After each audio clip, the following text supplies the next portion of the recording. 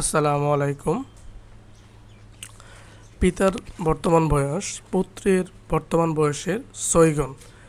পুত্রের যদি x হয়, পিতার হবে 6x বছর। 5 বছর পর তাদের বয়সের সমষ্টি হবে 45 বছর। পিতা পুত্রের বর্তমান বয়স বের করো। ধরি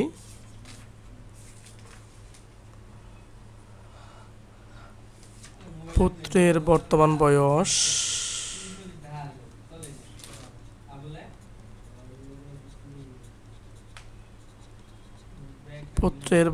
বয়স সমান x বছর।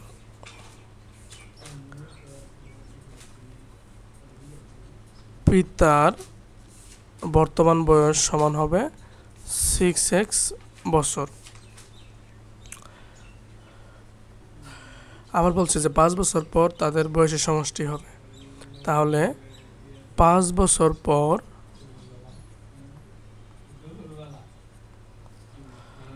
পুত্রের বয়স হবে ইকুয়াল x প্লাস 5 বছর এবং 5 বছর পর পিতার বয়স হবে ইকুয়াল 6x প্লাস 5 বছর।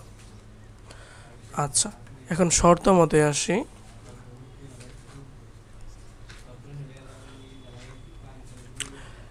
x plus 5 plus 6x plus 5 equal হলো 45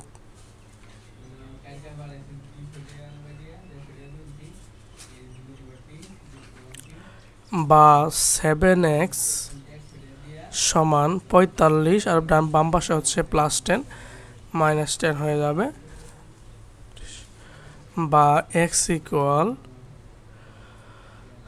5 35কে 7 দ্বারা ভাগ করলে হবে 5 সাথে 35। এক সমান কি পুত্রের বর্তমান বয়স 5 বছর এবং পিতার বর্তমান বয়স 30 বছর।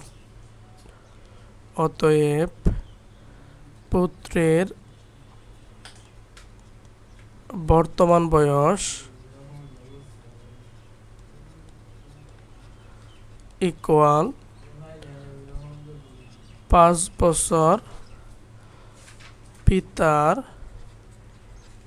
বর্তমান বয়স ইকুয়াল 30 বছর। আশা করি সবাই ক্লিয়ার। আচ্ছা, ক্লাস 7 থেকে পরীক্ষায় আসা 7টি মিনিট করার চেষ্টা করছি। Thank you everyone. দেখা হবে ক্লাস 8 থেকে আসা